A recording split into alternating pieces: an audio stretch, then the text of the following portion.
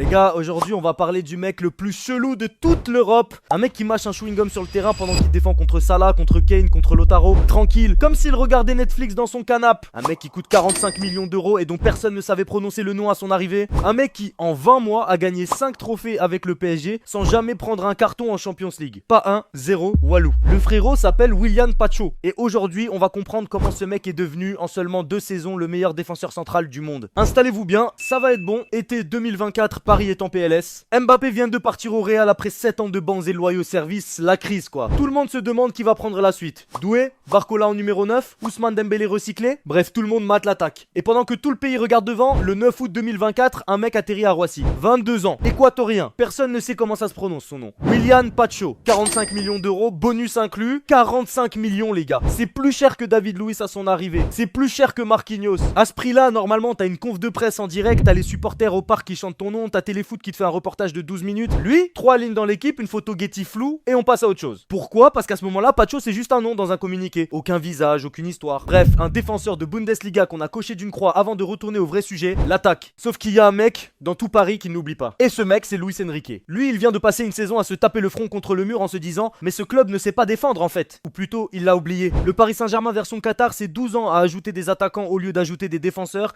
et 12 ans à se faire éliminer en 8ème, en quart, en demi. Spectaculaire en championnat, fantôme en Europe. Luis Enrique, il veut tourner la page, il rêve d'une équipe capable de souffrir, capable de défendre à 10 dans la surface s'il faut. Pour ça, il lui faut un profil de niche, central gaucher, jeune, calme, intelligent, qui ne perd jamais le ballon sous pression. Des mecs comme ça en Europe en 2024, t'en as quoi, 3 4 max? Le PSG en cible 1, Willian Pacho. Personne ne comprend. Luis Enrique, lui, il sait exactement ce qu'il a entre les mains. Et il a raison. Pour comprendre le bonhomme, il faut remonter. Pas à Paris, pas à Francfort, pas à Quito, plus loin que tout ça. Direction Kinindé. Kinindé, c'est une ville de 50 000 habitants au nord-ouest de l'Équateur, dans la province d'Esmeraldas. Une région où la pauvreté c'est la norme et que les rapports internationaux décrivent gentiment comme gangrené par le narcotrafic. Voilà le quartier. Et c'est là, le 16 octobre 2001, que naît un petit gosse nommé William Joel Pacho Tenorio. Le mec commence à taper dans un ballon comme toi t'as commencé à respirer, sur des terrains où la balle rebondit n'importe comment et où la terre est plus rouge que verte. Il est grand, il est gaucher, il est calme, et il ne parle jamais. Quand tu demandes à ses anciens coachs de le décrire, il te sort toujours les 3 mêmes mots. Timide, réservé, discret. Un gamin qui parle peu mais qui voit tout. Très vite, il se fait gauler par le club de la formation sud-américaine Independiente del Valle, à Sangolquí, banlieue de Quito. Si tu connais pas ce club, je t'explique vite fait, c'est une usine à pépites. Regarde qui est passé par là. Moisés Caicedo à Chelsea, Piero Hincapié à Leverkusen, Kendry Páez, le petit que Chelsea a aussi raflé et qu'on annonce comme le futur grand.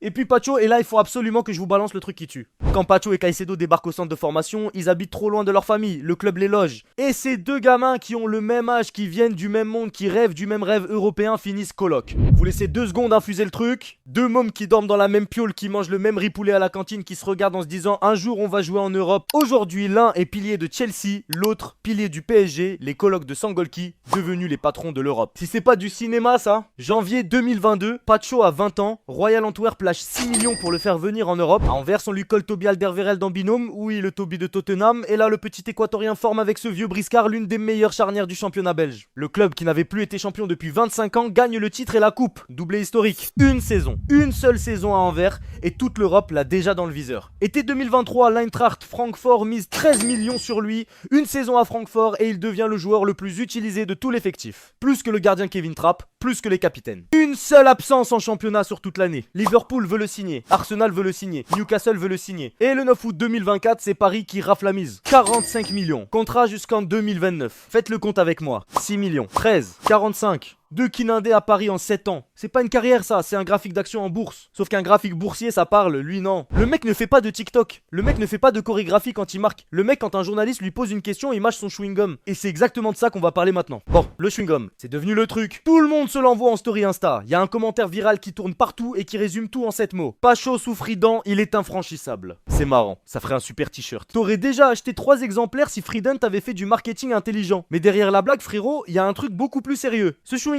c'est pas un tic. C'est pas une superstition, c'est la signature visible d'une méthode complète. Et il faut que je vous explique pourquoi. Premier truc, Pacho, c'est ce qu'on appelle un colleur. Dès qu'un attaquant adverse touche le ballon dans la moitié parisienne, le frérot est là à 1 mètre, à 50 cm, pas devant, pas derrière, collé comme un sticker sur ton frigo. L'attaquant ne respire plus, ne se retourne plus, n'a même plus le temps de chercher ses coéquipiers du regard. Pacho est dans son dos, dans son flanc, dans sa nuque, en permanence. Mettez-vous 2 secondes à la place du mec en face. Imaginez, vous prenez le ballon dos au but à 25 mètres de la cage parisienne. Vous voulez vous retourner, vous tendez l'oreille pour deviner ce qui se passe derrière vous. Et là, à 10 cm de votre oreille, un mec mâche son chewing-gum, pas essoufflé, pas tendu, détendu, comme s'il matait un match à la télé. Ce bruit-là, c'est ce que Salah a entendu à Anfield, ce que Harry Kane a entendu à Munich. Ce que tous les attaquants qui sont passés par là depuis 2 ans ont fini par associer à un message unique. C'est mort, le ballon t'appartient plus. Deuxième truc, le compas. Le mec mesure 1m28 et il a ce qu'on appelle des grandes jambes. Pas des grandes jambes type modèle Hugo Boss. Des grandes jambes type tu prends la profondeur, il te chope avant que t'aies compris que t'es parti. Quand un attaquant essaie de partir dans le dos de la défense, Pacho ne lui court pas après, pas besoin. Il avance sa jambe, il intercepte, sereinement, sans glisser, sans plonger, sans paniquer. Et le geste qui résume tout, une 20e minute, une finale de Ligue des Champions, Allianz Arena, PSG contre Inter. Nicolo Barella, le petit milieu italien, récupère le ballon dans la surface parisienne et part chercher un corner. C'est fait, ils ont leur corner, sauf que Pacho allonge la jambe tranquille, sans s'énerver, il sauve le ballon. Et de cette seule interception, le PSG part en contre, Kvaratskhelia remonte. Ousmane Dembélé renverse, Doué marque 2-0, une jambe, une finale, un trophée qui bascule, la photo a fait le tour du monde. Troisième truc, il construit aussi ce mec-là. Sa relance courte, c'est une des plus propres du championnat. Pas de fioriture, pas de transversale risquée de 50 mètres pour impressionner ta cousine. La balle va du bon côté, au bon moment, sans précipitation. Jocelyne Angloma, ancien international français, il résume ça parfaitement. Je vous mets sa citation telle quelle. Il perd rarement le ballon et ne tente pas des transversales. Il joue simple à côté de lui. C'est un défenseur moderne, il est dur sur l'homme, mais c'est joué avec calme, il ne panique jamais. C'est difficile d'allier les deux en tant que défenseur, mais lui, il arrive justement à faire la part des choses. Et c'est là que le chewing-gum reprend tout son sens, les gars. L'image qui renvoie un mec relâché, qui mâchouille, l'air de ne rien calculer, c'est pas une image, c'est une stratégie. La sérénité comme arme tactique. L'attaquant transpire, crie, gesticule pour se démarquer, il est en surchauffe. Pacho lui mâche à 1 mètre et chaque fois que l'attaquant tourne la tête, il est là, sans un mot. Voilà ce que c'est ce chewing-gum. Loin d'être une superstition ou un gimmick, c'est le résumé visible d'une philosophie. Ne surtout pas paniquer, ne pas s'agiter, ne pas faire de bruit. Et laisser l'autre paniquer à sa place. Reprenons où on s'était arrêté. Été 2024, Pacho arrive dans l'indifférence générale. Septembre, il joue. Octobre, il joue. Novembre, il joue encore. Le frérot ne s'arrête plus. Luis Enrique en a fait un de ses 2 ou 3 joueurs les plus utilisés. À la mi-mars 2025, le bonhomme a manqué un seul match de toute la saison. Et même pas pour blessure, juste un retour de sélection avec l'Équateur un peu trop éprouvant. 39 apparitions, 34 titularisations pour sa première saison en France. Et au fil des matchs, l'évidence s'installe. Le binôme Pacho-Marquinhos est en train de devenir, sans que personne ne l'ait vu venir, la meilleure charnière centrale d'Europe. Le capitaine brésilien et l'équatorien gaucher, vétéran et débutant, droitier et gaucher, communicatif et silencieux. Le complément parfait. Genre Batman et Robin, sauf que Robin il claque pas la défense. 8ème de finale, Liverpool, le Liverpool de Salah, encore au top, le Liverpool d'Anfield, le stade que tout le monde dit imprenable. Genre c'est marqué dans le marbre, à Anfield on perd pas. Sur les 2 matchs, le PSG passe et Pacho livre 2 performances qui marquent les esprits. Et juste après cette qualification, il y a cette photo, vous la connaissez tous maintenant. Anfield, Doué vient de marquer le tir au but décisif, tout le monde court partout, tout le monde crie, sauf lui. Pacho est resté au centre du terrain, genoux au sol, mains jointes, yeux fermés, tête baissée, il prie. L'image fait le tour du monde. Et les supporters parisiens découvrent 2 trucs en même temps. 1. Le mec est croyant profondément. 2. Dans un moment de joie collective totale, ce qu'il a choisi de faire, c'est de remercier en silence. Et là, frérot, quelque chose change dans la tête des supporters. Ce gamin discret qui n'a jamais cherché à attirer l'attention devient peu à peu une figure du club. Pas une star, une figure. Il y a une différence et c'est important. Quart de finale, Aston Villa, 3-1 au Parc à l'aller. Au retour, le PSG craque, perd 3-2 à Birmingham mais passe au cumulé. Pas chaud de tous les matchs. Demi-finale, Arsenal. À Londres, 1-0 grâce à Ousmane après 4 minutes. Au Parc, 2-1. Paris est en finale. Finale de la Ligue des Champions contre l'Inter. Le score, vous le connaissez, 5-0. La plus large humiliation de l'histoire d'une finale de Ligue des Champions. Fin du match, l'Équatorien soulève la coupe aux grandes oreilles. Premier compatriote équatorien de l'histoire à le faire, à 23 ans. Première saison au PSG. Sur la photo de groupe, le mec est derrière, presque effacé. Il sourit, mais à peine, toujours mesuré. Comme s'il avait gagné une partie de Uno chez sa grand-mère. Trêve estivale 2025, le bilan parle tout seul. 5 trophées en une saison.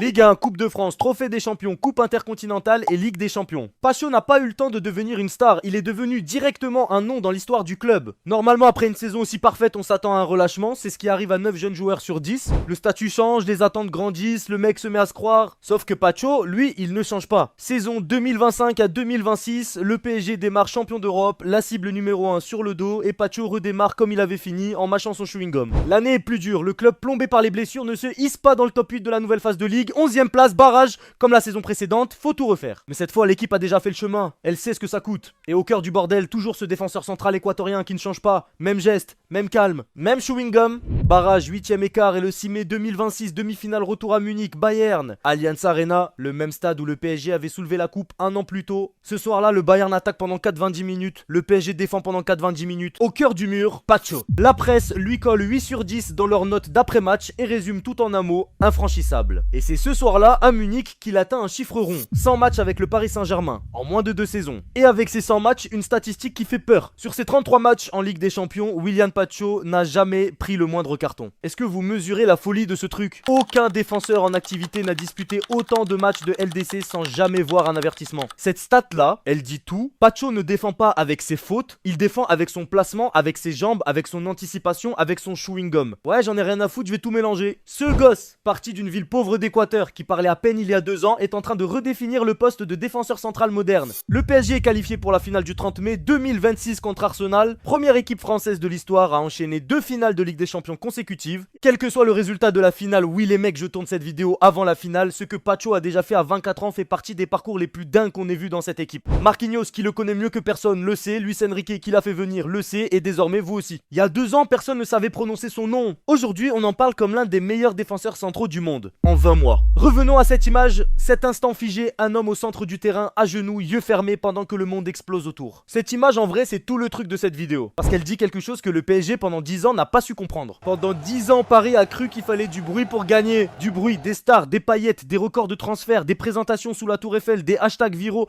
des conférences de presse pleines de promesses. Pendant 10 ans, le club a essayé de soulever cette coupe en faisant le maximum de bruit. Et pendant 10 ans, il s'est fait sortir. Puis à l'été 2024, dans l'indifférence générale, un gamin équatorien arrive. Il fait pas de bruit, il promet rien, il sourit même pas pour la photo. Il signe son contrat, fait sa visite médicale, rentre chez lui, il sort son chewing-gum et il commence à jouer. Demandez aux attaquants qui sont passés en face, ils vous le diront. Ils se rappellent plus vraiment de son visage. Ils ont jamais entendu sa voix non plus. Ce dont ils se rappellent, c'est ce mâchonnement dans leur oreille. Ce mâchonnement qu'ils ont entendu à la seconde exacte où il prenait la balle et qui leur a fait comprendre que c'était fini. En tout cas les frérots, Pacho a appris à Paris une leçon que la ville avait oubliée. Le silence est plus fort que le bruit. Si la vidéo vous a plu, vous savez quoi faire. Petit pouce bleu, abonnez-vous pour qu'on continue à parler de ces mecs là. Et puis dites-moi en commentaire, Pacho c'est le meilleur central du monde ou pas. Allez, salut les gars!